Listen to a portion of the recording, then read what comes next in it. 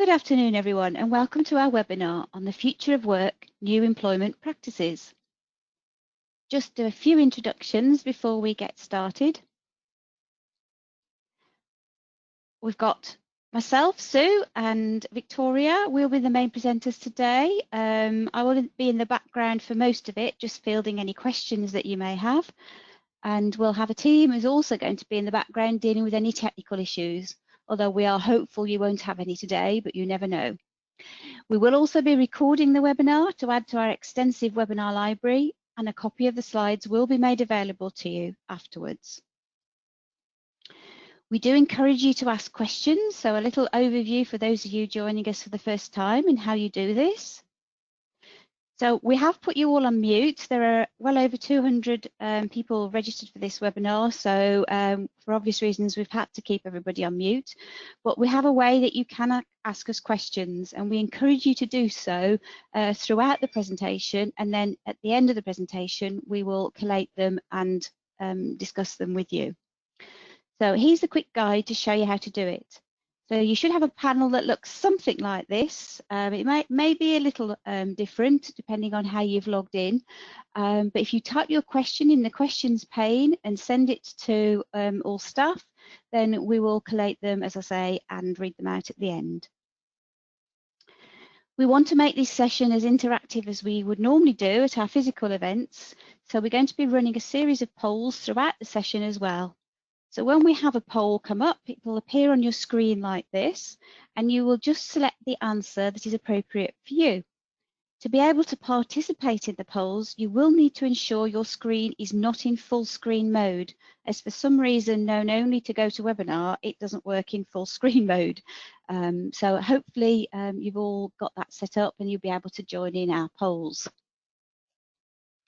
So now I'm going to hand over to Victoria, who will take you through the webinar. Thank you. Thank you, Sue.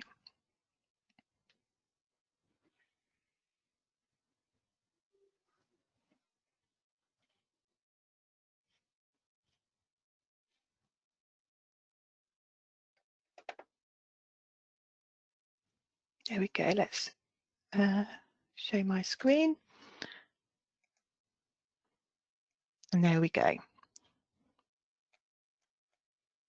So good afternoon, everybody, and thank you for taking the time to join us today. Today's webinar is focusing on what the future world of work can look like, and in particular how the use of employment practices can help business in their response to COVID-19. So our webinar will first look at COVID and how it's affected business. We'll then consider how, through employment practices, businesses can achieve that competitive advantage, which will be vital to its ongoing success, before looking at what the future world of work looks like by examining some of the employment practices. And as Sue mentioned a moment ago, I'll take any questions you may have before we close for today. So COVID-19 has caused devastation across the world in so many ways, but for many organisations operationally, we've seen businesses close, we've seen businesses having to operate at reduced capacity, we've seen customers lower customer demand, and unfortunately, as confirmed yesterday, it's been now confirmed that we are in that recession.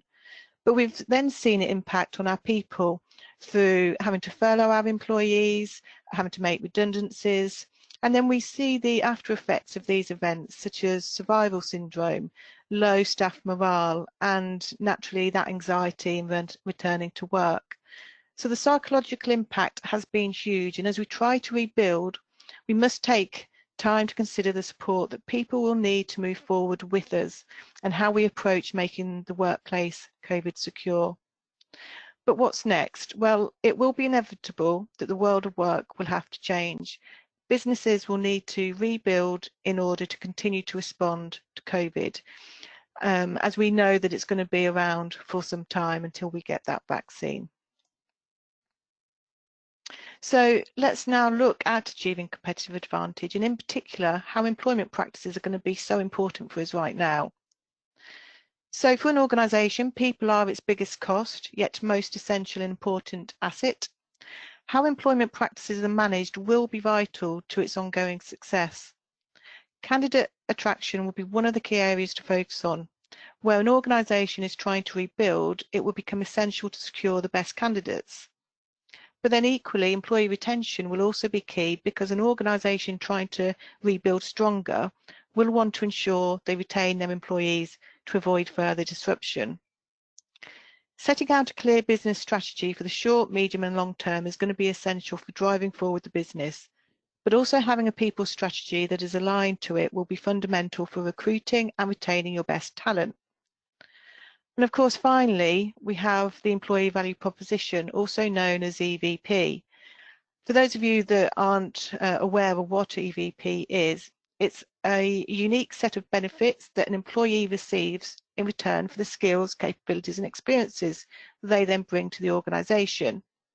So the ability to accurately define your EVP can actually enable you to effectively attract and retain the best talent, and therefore give you that competitive advantage.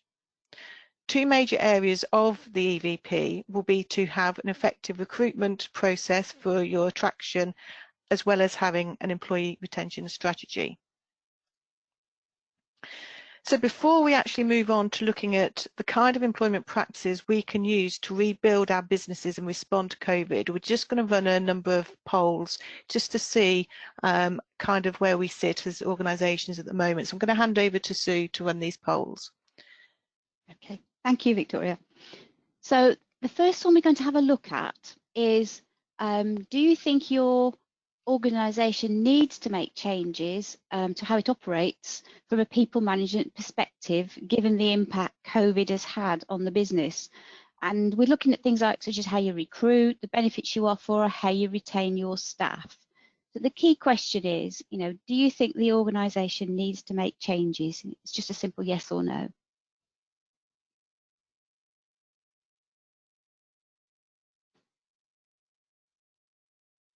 Just collecting the responses in for you. Thank you.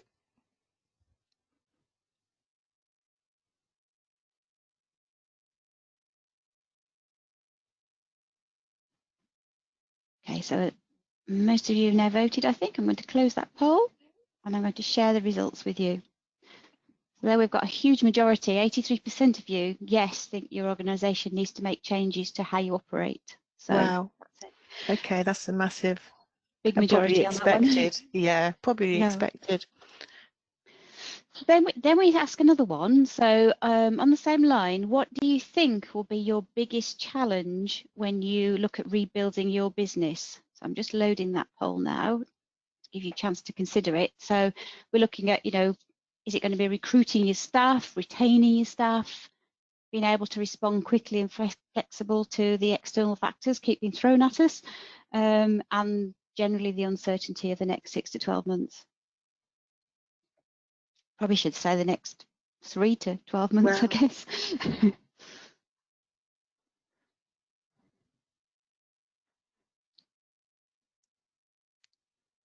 Just collecting the last few responses in. Okay.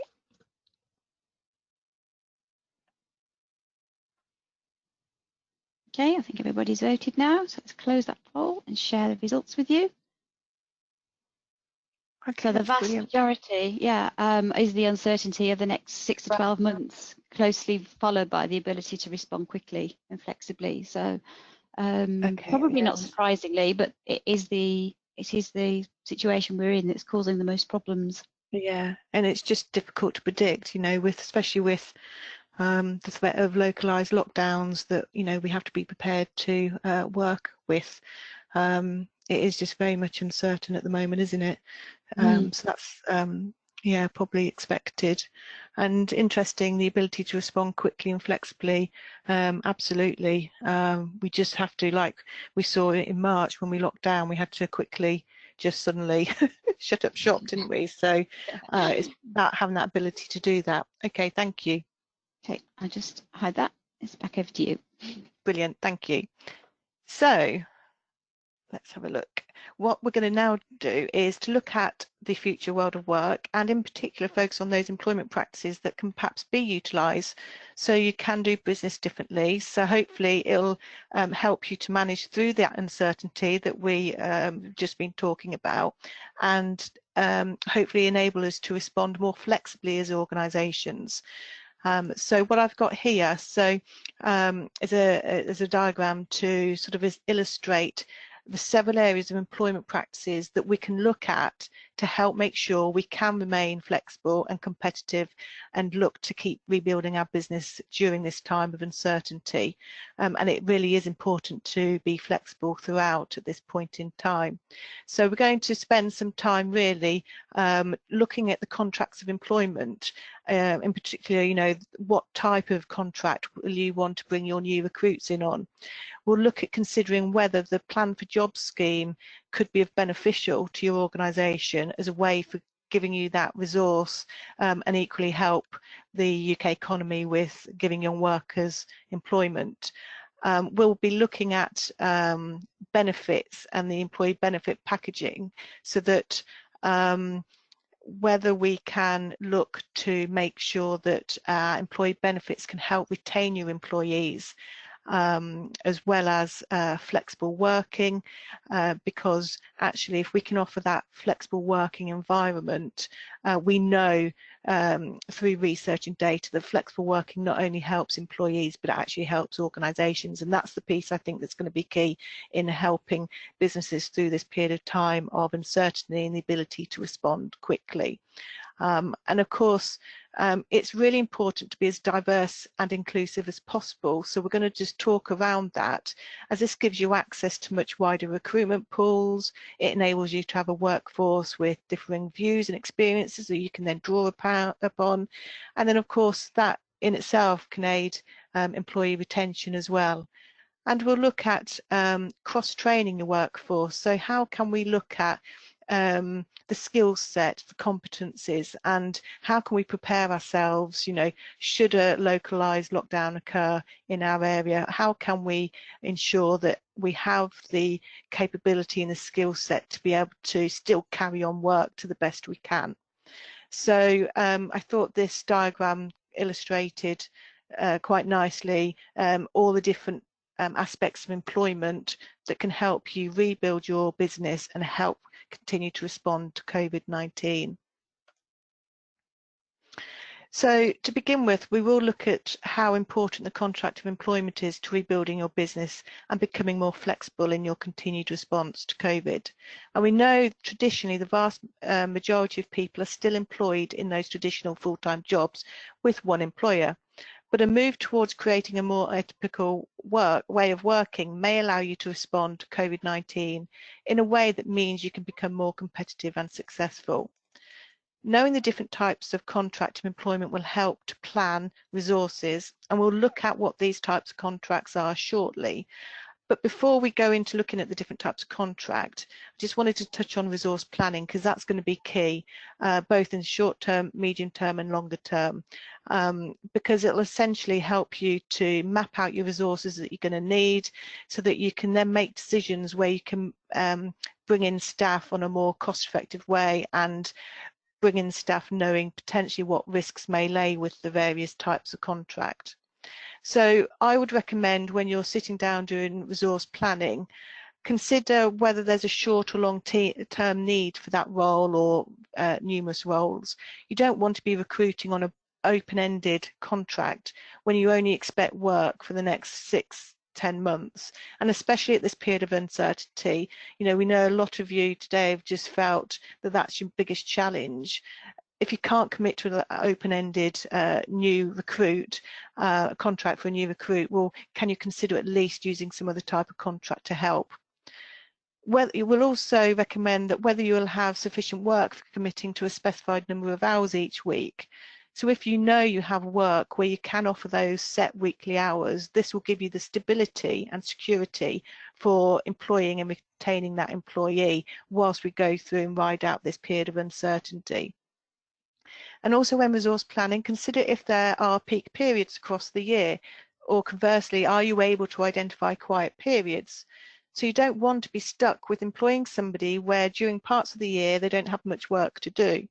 So there are various contracts that you can look to utilise if you feel you're going to be in that kind of situation over the coming 6-12 months. And then look at whether there are activities that can be fulfilled, ad hoc, short term, or even, you know, completed by temp work or for fixed periods of time. So you may expect to have work come through sporadically, as and when, very much ad hoc, and perhaps you might be planning or anticipating work to be of short durations. So if you need to respond quickly to a situation where you need to fulfill work, then perhaps the use of agency workers may be temporarily a way to keep your business running and responding to your customer and client needs. And then consider whether it's more cost effective to actually buy in the services or skills for any of your activities. So there may just be some certain tasks that you have in your operation that you can't afford to commit to long-term employment, but perhaps can you consider whether actually you are better buying that service in, or that skill into the organisation. So it's really, when you sit down and resource plan, look at the needs of the business as best you can in the short, medium and long term, and perhaps think about how you can achieve you know, business continuity and continue to be successful just through how you need to bring in your resources and the types of contract. So we'll now look at some of the types of contracts that are available to you to utilise during this pandemic and period of uncertainty. So really, it's about being mindful of the associated implications that come with each type of contract, such as employment rights. You know, they vary depending on what type of contract you bring somebody in on, and also how you may be legally entitled to terminate a type of contract can vary depending on the type of contract you bring somebody in on. So I think it's really important to sort of just have an awareness of the available contracts, and when you sit down and resource plan, work out what may best suit your business needs and your ability to respond at this point in time. So the first one we'll talk about is your open-ended contracts. Perhaps that's your most traditional and common type of contract of employment. It probably historically was known as a permanent contract, but nowadays we call it an open-ended contract. And that can be either for full-time hours or part-time hours, which would be stipulated in the contract of employment. So essentially you're recruiting somebody and it's just open-ended, and that's it. You've got that employment relationship from day one. You then have the ability to use fixed term or temporary contracts. So these are specifically contracts that last for a specific time. They're typically used either for specific projects or to provide cover for longer term absences. Typically we see them to cover maternity leave. And the employee would have the same employment rights as a permanent member of staff. The only difference being is that their employment is for a specified period agreed in advance, so you know when there is an end date. And I think going back to the point around uncertainty, if you're trying to strike that balance around, you need some extra resource coming into the business and recruit, but you can't quite commit to an open-ended contract, perhaps the use of fixed-term contract may be more appropriate at this point in time. We then move on to more the contracts that are sort of annualised, probably not as common, or it depends, I guess, in the sector and industry you work in, but you've got the annualised hours contract first of all, and that sets out the number of working hours to be worked during a year. So hours worked are likely to fluctuate within many sectors, so it can be useful where you have varying demands for products or services over the course of the year, meaning you can manage your staff around those business needs. The thing with annualised contracts, there will be a certain amount of planning in advance in order for you to identify predicted peak operating times. The employee will have full employment rights, just as somebody who's on an open-ended contract, but essentially what you'll be doing, you'll be working with them and you'll be setting out in advance known peak periods, and then where there's not peak periods, you sort of work with them at that time as to whether they, you know, for them to carry out and do some work, but there should be some set hours within that 12-year that you can predict, and that employee knows when they at least are going to be needed. We then have 0 hours contracts. This type of contract is for somebody who only works when the employer has work available, and so there are no specified or agreed set number of hours to be worked. The individual is not obliged to accept hours when offered, and they only receive pay for hours worked. It is for an organisation to determine, based on the circumstances, whether that individual will be taken on as an employee or as a worker, which does have an implication on employee rights. So it really does come back to your resource planning to understand what you really need. There has been criticism in recent years of the 0-hour contract due to potential exploitation of vulnerable workers. However, they are also regarded as an essential flexible working option that helps the UK economy. So really, if this is perhaps something that you may feel would suit you, then try and understand the needs really clearly and thoroughly up front, and then determine whether you want a casual worker being brought on as an employee or as that worker, and then set up the arrangement as necessary. And then we have casual worker agreements. So casual workers are those who truly provide ad hoc work on an irregular basis. So again, the organisation isn't obliged to offer work, and the individual is not obliged to accept the work. And whilst they do not receive continuity of employment in between those periods of engagement, they do accrue certain statutory entitlements during the periods of work. So, for example, somebody employed on a casual worker arrangement will be entitled to the national minimum wage and the right to annual leave under the working time regulations, and also the right not to be discriminated against in the workplace. And then we have contractor agreements or self-employed, and this type of agreement enables you to buy in the services or skills of an individual directly or through a separate company. They may also be known as freelancers. Individuals who work in this way are responsible for their own tax and national insurance, but for the organisation buying in the services, it's vital that they make their own assessment to determine if the engagement is deemed employment for the purpose of the IR35 off payroll rules. And finally, you have the ability to utilise agency workers, and as you're all probably aware, that's giving you access to resource via a third-party recruitment agency, generally for short-term periods, because it's probably more costly to organisations, so you don't want anything in place longer term. And also for work that's more ad hoc, and you need to quickly turn something around and respond quickly. Employment rights of the agency worker are limited, and it will overall be the agency's responsibility to ensure that their employment rights are protected. However, after 12 weeks of continuous employment with yourselves in that same role, the agency worker is entitled to the same rights as permanent employees of the company, say, for example, the rate of pay for the job they do. So that's looking at the employment contracts as one way in which you can look to be more flexible and adaptable to changing business needs. We're now going to look at the Plan for Jobs 2020, which the government have announced and aims to help both young people and unemployment levels, and it can present you with several options to think about. So we recognise that young people are going to probably be the most vulnerable coming out of the pandemic due to the lack of work experience, as well as the long-term impact that unemployment will have on individuals and their families.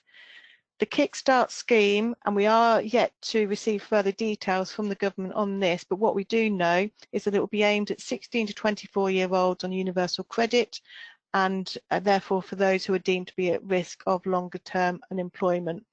The government is going to pay employers to create high quality jobs of 6-month durations that will pay a maximum of 25 hours per week at the national minimum wage, and an initial £2 billion will be made available by the government. There will be no cap on the number of places available, and also if an employer wants to top up the pay, they will be entitled to do that if they choose.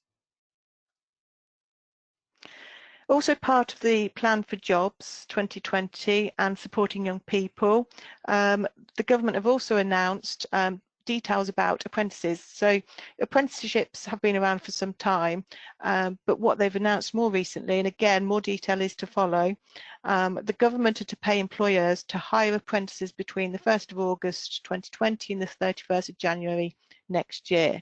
Now employers will be awarded £2,000 for each apprentice under the age of 25 and £1,500 for each apprentice aged 25 and over. These payments will be in addition to the existing £1,000 already provided by the government for new 16 to 18-year-old apprentices. So that's something to consider in terms of your recruitment strategy and your resource planning. We then have also, as part of the plan for jobs, traineeships. So the government also announced at the same time that they're investing over £100 million for traineeships in England. The aim is to ensure more young people have access to higher quality training, and it will offer high quality placements and training for 16 to 24-year-olds. Again, employees are going to receive funds from the government of £1,000 per trainee for providing trainees with that work experience. And the government is to improve the provision and expand eligibility for traineeships to those with level 3 qualifications and below. So there's several options there under the plan for jobs scheme, and the final piece is around the job retention scheme, i.e. furlough. So what has also been announced is under the plan for jobs 2020, for those employers who have furloughed employees previously, they will be awarded £1,000 for every employee that remains continuously employed through to the 31st of January 2020. Eligible employees must earn at least £520 a month on average between the 1st November 2020 and the 31st of January, and payments will be made from February next week. We are yet to receive further detail in the autumn about the finer detail of processes and the payment sides of things, and more general information. So we will be obviously keeping an eye out for that. But this is what we know at the moment. And clearly this initiative will help with retaining of staff, but it will need to be carefully considered as there is still a number of months until the payment will come through. So it's about working out whether money you can receive from the scheme can be a financial boost for your business and for retaining your staff. I guess those businesses who have furloughed large numbers will perhaps find it more manageable. But where you've got 1 or 2 employees who have been furloughed, then will the £1,000, £2,000 be enough to sustain business and retain the staff? Given, you know, we have a long time to wait until payment comes through, but it's certainly an option for considering as a way to help in your resource planning. Now, going back to the poll a moment ago, the second highest was around, you know, being able to respond quickly and obviously the period of uncertainty. And I think flexible working is very much a key area that can perhaps help with that. So employees already have a statutory right to ask for flexible working, and that's been around probably since 2000, early 2000. And it will help support not just the employee, but for you as a business. It can bring massive benefits to a business, so it can lead to employee retention, and we know that keeping hold of your staff at this point will be important. It can lead to increased productivity as it promotes a happier, loyal and more balanced workforce, and of course it can be a really big attraction tool when you're recruiting. And it even may bring the ability to flex the opening hours of your business so that you can respond to those customer needs. So whether this is about welcoming your current staff to make requests or actually hiring new people into the business on flexible arrangements, you could consider a number of different flexible ways of working to give yourself that flexible workforce. So examples that we think of, you know, the most common ones are your part-time working, condensed hours, sorry. I guess that's more if you've got a full-timer working 5 days, but they perhaps do their hours over 4 days. So for them, that's the flexibility because they can get their day off, and it could be advantaged to them. You then have term time working, which will help massively for a lot of working parents. So they clearly work during the term times and have the school holidays off from work. So again, it comes back to your resource planning that I spoke about, and planning when you'll work and anticipated peak periods and quiet periods. And then there's other measures such as self-rostering, job sharing, and probably the big thing that we're all hearing about and have done since March is you're working from home. And I think working from home has brought many advantages and benefits to employees and in organisations. and actually we've seen it to work. So working from home, whether that's 100% fully working from home, or whether the employee does a part working from home and part being in the office. These are just several options that you can think about when recruiting and when you're accepting flexible working requests from your workforce, and that may help you to build that agile business to be able to respond to the uncertainty. We then look at a 4-day work week, which is actually quite radical. I don't know if any of you have read in the press, but there is, I guess, a radical concept that's being raised by cross-party MPs, in that they've written to the Chancellor asking the government to consider this as a way to help the UK economy recover. A 4-day week, as the name suggests, is where a full-time employee would then have 3 days off instead of the 2. The concept is radical for the UK, and it's probably highly unlikely that it will ever be implemented for the UK, but it's been put forward as a way to help with the economy, especially now we're in a recession. But there's nothing to prevent you considering whether it could work for your business. Now, the important thing is to bear in mind that you know, the employment considerations. So the benefits of it could protect your business from folding, it could save the business costs, and it could even be a way to avoid redundancies. But the employer considerations that you really need to be mindful is that moving to a 4-day week will be a fundamental change to the business and how it currently operates, but also and ultimately to the terms and conditions of employment. So the practical implementation is likely to be challenging, especially to small businesses who may not have a dedicated HR function that can help navigate them through managing and change. And reducing the operating hours of a business requires that fundamental change to the contract of employment. So for those organisations where you do have a flexibility clause within your contract, that obviously gives you an avenue to progress proposing the ideas to your workforce and consulting on the idea. As I said, it can be a way of reducing, avoiding redundancies. So just think whether that perhaps could be a serious consideration. But unfortunately, where the contract of employment does not allow, you have the flexibility clause within it to make those changes. If you really needed to go down that avenue and explore it, it would mean a more delicate and sensitive approach, because you really need to get that mutual consent to doing it, because ultimately you don't want to be faced with those breach of contract constructive dismissal claims. The legal ramifications could be significant and costly should that process not be handled carefully, or where there's not been a fair process conducted. But nevertheless, it is an avenue that could be presented to a business if it's a way of surviving and being able to adapt to current business needs. So before I carry on talking too much about these employment aspects, we're going to do another poll. So over to you, Sue. Okay, thank you, Victoria. So we're looking now at how you think you might change the way in which you recruit staff. So whether, having thought about the flexible options and different types of contracts available, whether you might look at different types of contracts and what you would look at. So if I launch the poll, so you can see the questions. So we're looking at which type of contract do you think you might be recruiting into.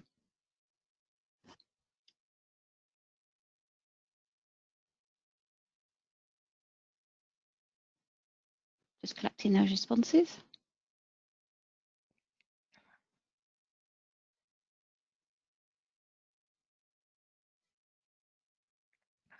I think most people have voted now. I'll just close the poll and share the results with you. So we've got a lot of people looking at using fixed term contracts or buying in services and skills, so the outsourced kind of route, as well as the 0 hour and annualized hours. So yeah, interesting, because particularly annualized hours have never been that popular, have they? No, they're not that common, but and I guess it's difficult going back to the original poll about the uncertainty, and that was your biggest concern. I suppose you can't really predict too far ahead, so therefore know what your peak periods are, I guess, from a practical point of view. And actually it makes sense, fixed term contracts may be a more worthwhile avenue to pursue, because whilst you've got an immediate need for a resource, you can't on the other hand commit open-ended and commit to that job long term. So that probably is expected. But also, yeah, buying in services, that's probably what we're going to see an increase in, actually. And it's all part and parcel of the resource planning to make sure you actually find out what's right for your organisation, and really scrutinising your current structures and roles, and where you need to bring resource in and how you're best doing that. So that's interesting. Thank you. Okay, so now we'll look at next one is around the plan that you were talking about, the government's new schemes, whether any of them, the plan for jobs, whether any of them are actually going to help you, if you think any of them might be useful.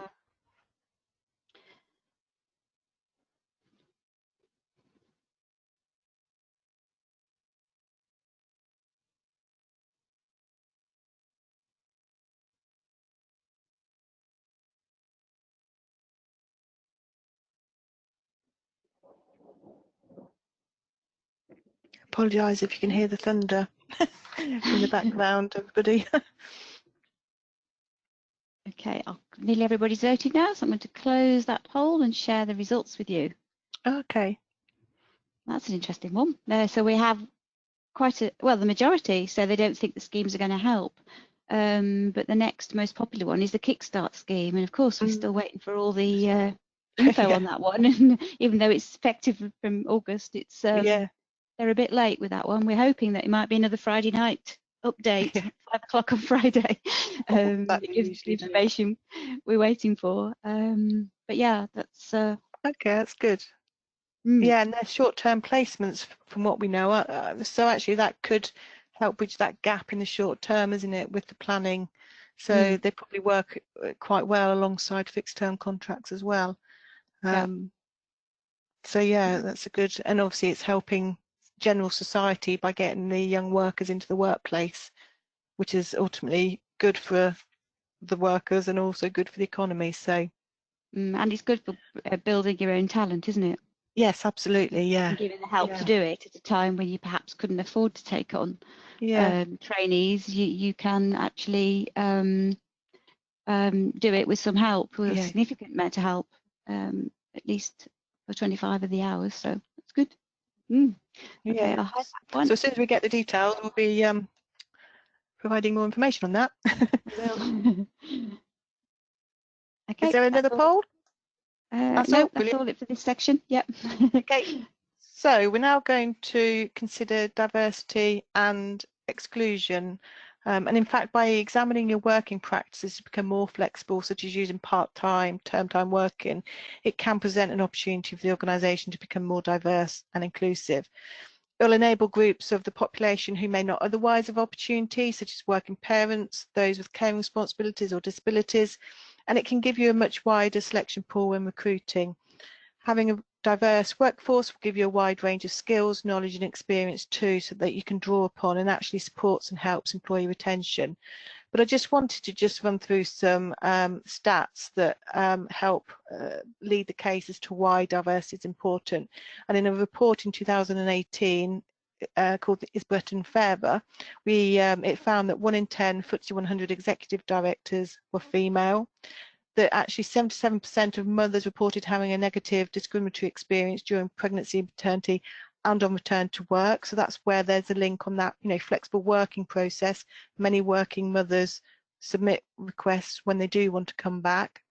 And 42% of females are employed part-time versus 13% of men. We then had some data issued by the government back in October that indicated 51% employment rate for disabled employees compared to 81% for non-disabled. And in every ethnic group, employment was higher for men than women. So clearly, as the numbers show, we need to be more diverse and inclusive. And as I said, it can help broaden your talent pools. It can help with your skills and experience within the workforce, sharing different experiences and knowledge. So it certainly is something to review and consider as we move forward. Employee benefits is actually really important and can be a great way to look at your employment, your employee retention. So a recent survey carried out by Hooray Insurance found that the top 3 desired benefits from employees at the moment is your income protection, your health insurance and increased holiday. And I guess that doesn't come as a surprise given the psychological impact that COVID-19 has on people and their lives, and employees are being reminded of the importance and need to safeguard their future finances, as well as the need and desire to spend time with family. So I think undertaking a review of your employee benefit offering can actually give you some competitive advantage. An accurately defined reward strategy and benefits package will help to drive candidate attraction, but it will also help with that employee retention. We are already starting to see the recruitment market pick up. So when you are competing for the best talent, you want to be set up to be offering the best reward package. And equally, staff attrition can have a devastating impact on business. And during this volatile time, you want to be making sure you keep hold of your staff. So having a review of your employee benefits will go towards helping employee engagement and ultimately that staff retention. So these are the top, as I say, these are the top 3 benefits that are being currently desired by employees from looking from their employer: the income protection, health insurance and increased holiday. We'll now consider how cross-training of your workforce can be another way to help respond to COVID. So we know that local lockdowns are occurring, and that means there's that risk that some employees living within a lockdown area can't get to work if the work's outside of the lockdown area. And for those roles that can't work from home, having a plan for how their work can continue is going to be necessary. Even without lockdown, being able to mobilise your teams to help respond at a time of crisis can be invaluable. And going back to the very first poll, you know, the results showing that actually it's about being able to quickly respond. You know, we've got that period of uncertainty. So actually, cross-training your workforce can make the organisation more adaptable and flexible. We would suggest that you identify if there are any basic tasks that can be picked up company-wide, rather than limiting it to 1 or 2 individuals. And what we see from the benefits of cross-training is that it enables you to be quicker to adapt to external challenges. It can build better collaboration between people, and it can certainly improve performance and efficiency, and of course lead to improved employee motivation, because for many people they're going to be developing skills and learning new tasks. But there would be a word of caution in terms of how it's communicated and managed, because if not done so appropriately, then the workforce, the danger is that they could perceive it as having added responsibility with no added pay. And there is a fine line between overloading your employees and the benefits that come back from that cross-training. So it's about giving careful thought and planning to how you would look to do that. But certainly if we need to be able to respond and react to changing external circumstances, then certainly think about the skill set, your competencies of your workforce, and how you can upskill and cross-train people to get you in that position to be ready to continue as a business and be competitive. And we're going to have some final polls before we move on to the end of the webinar to deal with questions that may have come through. So I'm going to hand back over to Sue before we take questions. Okay, so our final couple of polls based on the section that we've just covered. So the first one is, do you think reviewing your employee benefit offering would help you to rebuild the organisation post-COVID?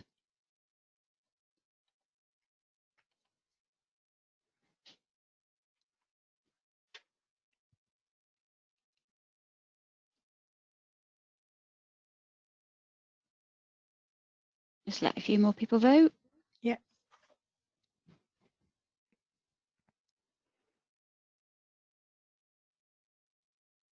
think we're just about there now. So I'll close the poll and share the results with you. Wow, yeah, that's good. That's really good, especially when you're wanting to try and retain your employees. And you know, we're going to need, it's been, you know, that period of uncertainty, the psychology side of coming back to work, and people are going to be probably demotivated perhaps, or you know, so by offering them a review of their benefits can help with that employee engagement, and certainly with attraction as well. Yeah. So that's Okay, good. I'll hide that one, and then I'll share the final poll with you, which is about upskilling your workforce. Do you think this might help with rebuilding your business?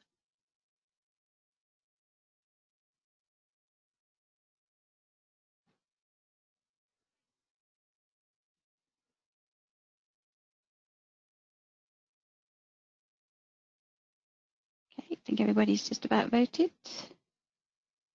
I'll close that one and share the results. Yeah, that's Another yeah, one. Yeah, that's good. It's good that it's recognised, because I think that can really bring benefit to a business, as I've outlined. So I think again, you know, the period of uncertainty and being able to have the ability to respond and react, I think it's going to be essential, you know, and especially where we've got, like I say, these lockdowns occurring across the country.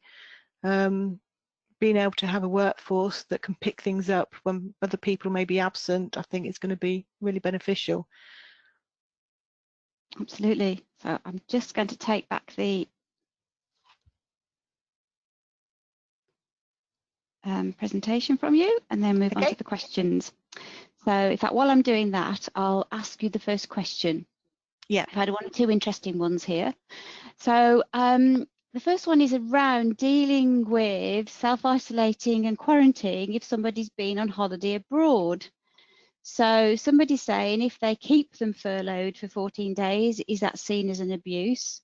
And if they are on flexible furlough and need to self-isolate due to the NHS test and trace system, and they don't have any symptoms, can they keep them on furlough?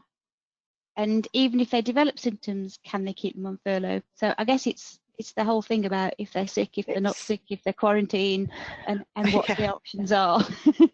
Yeah, absolutely. And this is an example of how, you know, the uncertainty for business, because, you know, whilst this track and trace or test and trace, you know, is in place, it's inevitable people are going to be absent from work because they're going to be advised to self-isolate. And we're also going to get people coming back from holiday having to self-isolate. So there is that disturbance still for businesses and that unpredictability. But in terms of how you would manage it, then I think for those employees who must quarantine on the advice of government, either because they've got the symptoms or perhaps they've been in contact with somebody, so they themselves don't have symptoms, then your SSP is an option. Furlough could be an option, apparently, according to ACAS. That's something that came up recently. And then what we've got to appreciate is the guidance that has come out from the government since March. We've had clarity as we've worked through it, so it's not all come out up front. So it's only recently where ACAS are saying that furlough could be an option, but assuming they've previously furloughed, of course. You can't start brand new furloughs now because the deadline was June. You've got unpaid leave as an option, or holiday that they may have, their holiday entitlement that they could use. So I guess it's having that conversation with them as to how best they want to have that leave treated. But I guess they're the options available. Now, in terms of SSP, for some companies that may offer enhanced sick pay, company sick pay, then really it depends on what the contract of employment is saying in terms about the terms of the scheme. So if in order for the company sick pay to be valid and apply, then just make sure that it's worded in a way that it would cover, because what you're you've got some scenarios where somebody is self-isolating because they've got symptoms and therefore are sick, but then you have people that are self-isolating who don't have symptoms. It's just they've been in contact with somebody, so technically they're not sick, so therefore should they even be getting company sick pay? So there's a piece around checking the employment contract, but they're the options that you've got available. And going back to resource planning and managing a flexible workforce, I think if you've got your people upskilled to sort of cross-train across the workplace, if you've got some kind of flexible working in place, then perhaps those measures can help mitigate the damage that these new occurring periods of self-isolation may have on the business. Absolutely. So yeah, there are still plenty of options. I think that's probably the short answer to that one. Yeah. But yeah, it depends on each circumstance. We get a lot of questions about that as well through our helpline. So moving to a slightly different subject. So we're talking about contracts now. Okay. So this is somebody who they get their funding released on an annual basis. So they use people on fixed term contracts until they get confirmation of the next year's funding. They have not had a case where they've not received the funding and generally intend to extend people's contract, but are asking what is the best contract type for them to be on. So I'm guessing there's actually no difference really, is there? If you've got a long fixed term contract, one contract, once you get over 2 years service, all those rights kick in anyway. Yeah. It's the same as on an open-ended one. And if you issued a new fixed term contract each year, then after 4 consecutive years, contracts, you would kick in, it would be automatically deemed an open-ended one. Yeah. So I'm guessing they're on the best type of contract, and they are, as long as they remember that they will be accruing continuity of service and therefore rights. Anyway. Yeah, absolutely. And I think what's important is when the resource planning, looking at potential new recruits and your existing workforce, is how long people have been on fixed term contracts. Because like you say, you can't go past the 4 times of having it renewed, can you, before legally they then become a permanent, well, not permanent, open-ended contract. An open-ended contract. Yeah. So carry on using the fixed term contracts until you get to that point, in which case at that point in time, based on your business needs, work out what is the most appropriate at that point. Yeah, and I think if you lose the funding, then you just have to look at terminating the contract, but then you'll be into, if there is more than 2 years service, it's potentially a redundancy as well. So you've got the additional kind of considerations there. Yeah. So sticking with fixed term, we've had another query about this. So this is a business that's open from February to the 2nd week of December. So they use fixed term contracts. And they're saying, moving forward, if they're looking at recruiting the same person for the 3rd year, what type of permanent contract can they give them? Do we say they don't work from the 3rd of December to the 1st week of Feb, or do they accrue holidays in the non-working period, or can we pay them holiday pay at the end of December? I think they could use an annual. Yeah, so we're talking about a 2-month period, aren't we? All of December and January. So so the annualized contract where so you manage the annualized hours in the 10 months. Peak period will be February to December. They'd be working on the contract. And January and the end of September they wouldn't, but you'd pay them 12 equal instalments based on what they worked in, and then you'd probably want them to take holidays in the downtime rather than during your busy time. But there's certainly an option to consider. They are slightly harder to administer, aren't they? Because you have to keep such detailed records. Yeah, you do. But it might be an option, other than you giving fixed contracts each year, but you can offer it to the same person and there is a significant break in service. Although whether it becomes an umbrella contract like the schools do, that's another thing to look at. Contracts are very complex. Well, they are. I mean, you really do have to look at the individual scenario, don't you? Yeah, and bearing in mind that 4-year, that issuing of 4 contracts. 4 contracts consecutively. Yeah.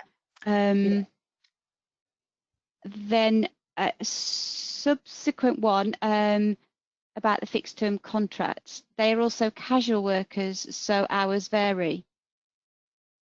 Okay. So it's hard The to one- annualise hours. Okay. We might have to come back to that on separately, because as I say contracts are complex, and we have to look at the individual scenario to kind of give you a really detailed response. But yes, it's certainly something to consider. But you do have to explore all the ins and outs of all of the contracts and all the restrictions, as well as the benefits, to work out on balance if they are the best one for you, isn't it? Yeah. But yeah, I appreciate it is hard for a lot of people to. And then there's somebody was asking about if they consider to implement a 4-day week, how would they best Okay. communicate it to employees in a way they don't feel it's a cut in their pay because of the financial challenge? That's interesting. It is interesting. So let's assume there's the, we don't know if there's a flexibility clause in the contract or not, do we? Because I think you'd need a slightly different, well, the approach is same, but the communication, the conversation might need to be tweaked. But so there's probably a couple of ways. So would you start off as potentially it could be a way of avoiding redundancies, couldn't it?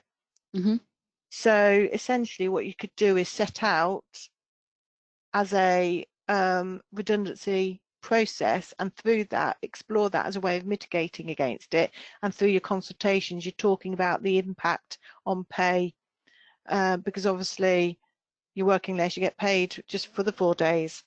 Unless they weren't reducing pay and they did 4 long days. Unless they did the condensed, so the condensed hours yeah. of 5 days into 4, that wouldn't be necessarily a mitigation to redundancy, would it? Not to costs, more to giving more of a work-life balance, I guess. And yeah, it could be reduction in costs in industry, I guess, if you're only opening up for 4 days rather than 5. But it would be a complex one. That's why we think it's going to be a challenge to implement it, because it is so radical. But I say in this current climate, it is something that may well be an option for some people. Yeah. And if somebody's faced with a fifth of their wages going, or losing the job completely, yeah, they feel they will give it a go. Yeah. And I think there would need to be, from a tribunal perspective, thinking about that angle, would want to see a really sort of thorough and clear, strong business argument as to why you're moving to a 4-day week. And obviously there is that genuine reason of, the impact of COVID. We're seeing, we are in a recession, we're seeing redundancies all the time. And that's why I say it comes through as a redundancy process and a way of mitigating it.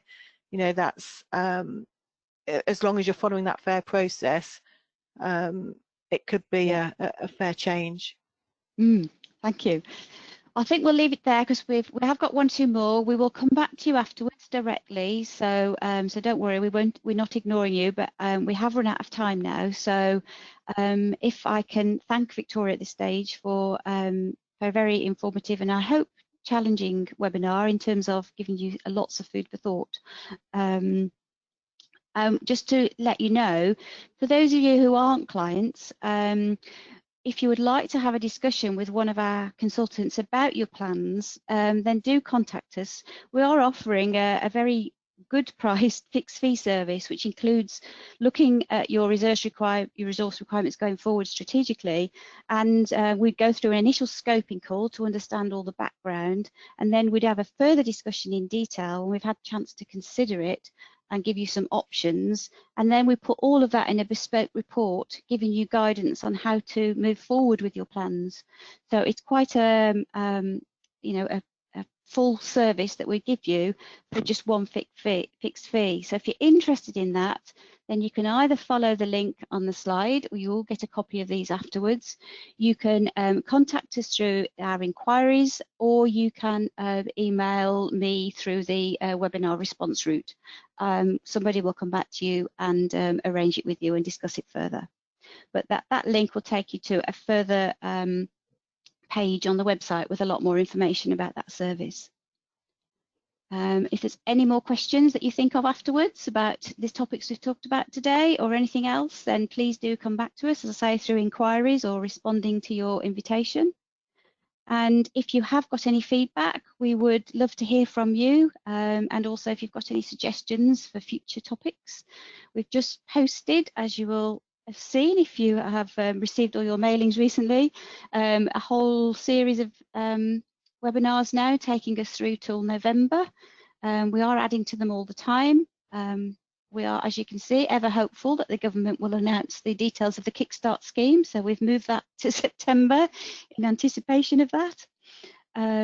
All of our webinars are recorded and go into our webinar archive, so you can watch them afterwards.